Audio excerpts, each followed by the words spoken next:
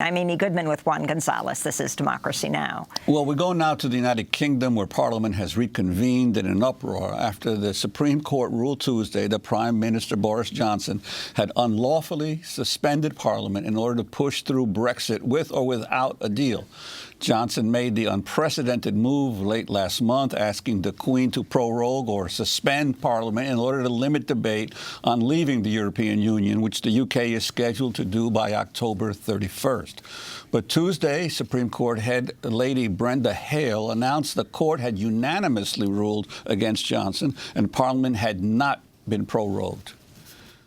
The court is bound to conclude, therefore, that the decision to advise Her Majesty to prorogue Parliament was unlawful because it had the effect of frustrating or preventing the ability of Parliament to carry out its constitutional functions without reasonable justification.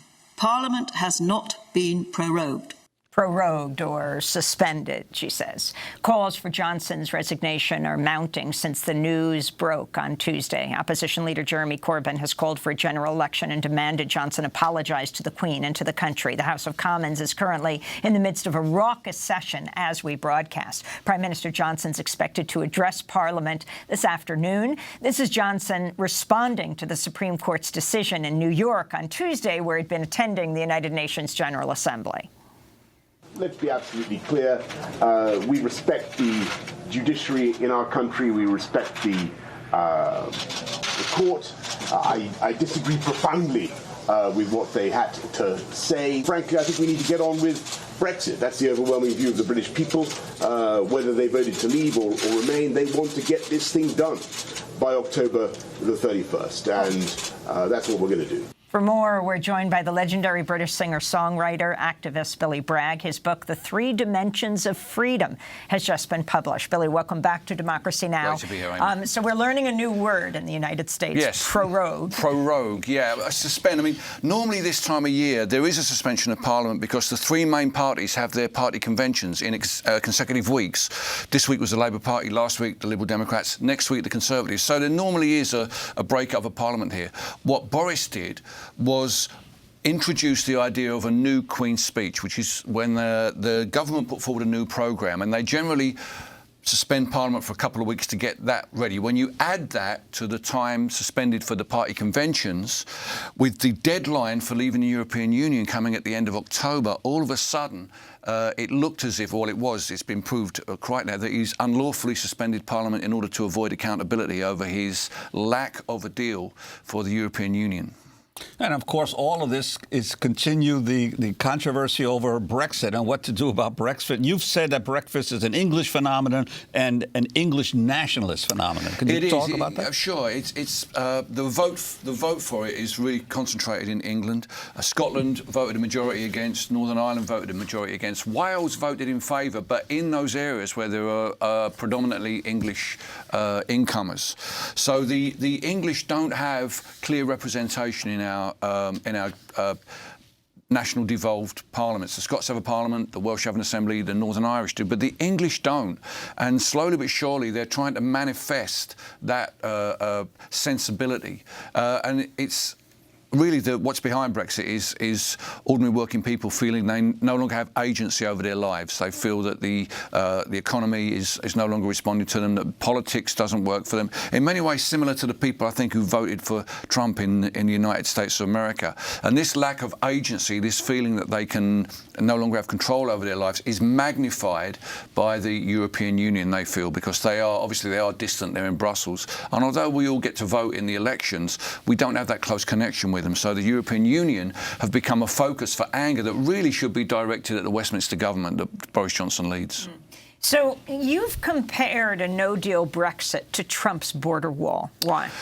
I think Brexit period and the border wall are both really chimera. It doesn't matter if they happen or not. It's what they offer Trump and what they offer the Conservatives in my country. As long as there's a plan to leave the European Union or a plan to build the wall, this will act as a clear signal to every bigot, every racist, every misogynist in the United States of America, in the UK, that their ideas are legitimised by this notion of keeping people out, this notion of closing in on ourselves. I don't think that Brexit will happen. I think that the cost of it in terms of peace in Northern Ireland and our long-term relationship with the other 27 nations in Europe is too high a cost for legislators to actually pass it. We've already seen, because there was an opportunity at the end of March for us to have left the European Union, but the hard-line Brexiteers who want a harder-line Brexit didn't support their own government. So on one hand, there's those of us who want to remain in the European Union. We believe the cost is too high. But the hard-line Brexiteers who would have had to deal with a compromise over the relationship with Europe, there would have still been some involvement with the European Court, there would have still been some trade agreements. That was too high a price for them. So I think for both sides... Like the grandson of Winston Churchill. Yeah, the grandson of Winston... Well, no, not him, because he's more of a middle way man. I'm talking about what we call they refer to the European Research Group, and these are the people who want to leave with absolutely no deal. They're quite extreme, and the problem is, broadly, the debate has become extreme on both sides. There's other people who want to leave with no deal, or people who want to just abandon the whole thing. Where actually, what's going to keep us in the European Union, I believe, is nuance. It's the nuance of the Irish border, it's the nuance of the Good Friday Peace Accord, it's the nuance of our trade with the European Union. But nobody seems interested in nuance. Jeremy Corbyn is trying to put forward a policy at the next election where he lets the people decide, where he says, look, if you elect me, I will go to Brussels, get a better deal, I will put it to a referendum, the opportunity to remain will be on the referendum, but you ultimately will decide. The Liberal Democrats are saying we're just going to abandon the whole thing and walk away. The Tories are saying we're just going to get no deal, which really nobody voted for that. That's a disastrous outcome. So Corbyn, strangely, has become the moderate, which actually has become a bit of a pejorative term in my country recently. I want to ask you about your book, The Three Dimensions of Freedom. If you could talk about the title itself. Sure. Well, basically, it argues that free speech alone is not enough to guarantee a free society.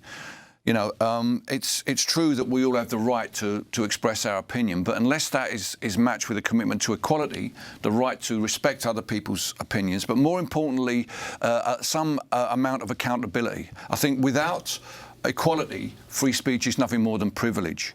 But without accountability, free speech is the most dangerous freedom of all, and that's impunity. And I think we've seen both in Donald Trump and in Boris Johnson leaders who are seeking to act with impunity. The last leader in my country that acted in the way Boris Johnson has done was Charles I, and we chopped his head off.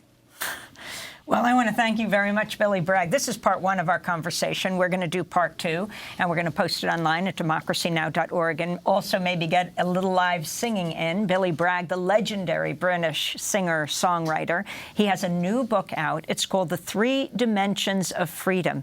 It's just been published. We'll be doing a public conversation tonight at 7:30 at the Brooklyn Public Library. Come on, come one, come all. That does it for our show. Democracy Now! Is produced by Mike Burke, Dina Guzder, Nermeen Sheikh, Carla Wills, Tammy Warrenoff, Libby Rainey, Sam Alcoff, John Hamilton, Ravi Karen, Hani Massoud, Charina Nadura, Taymari Astudio, and Maria Taracena. Mike DeFilippo and Miguel Noguera are engineers. To see all of our coverage of the UN Climate Action Summit and the movements inside and outside, go to democracynow.org. You can also visit our video and audio podcasts and read all our transcripts. I'm Amy Goodman with Juan Gonzalez for another edition of Democracy Now!, democracynow.org, the War and Peace Report. Thanks so much for joining us.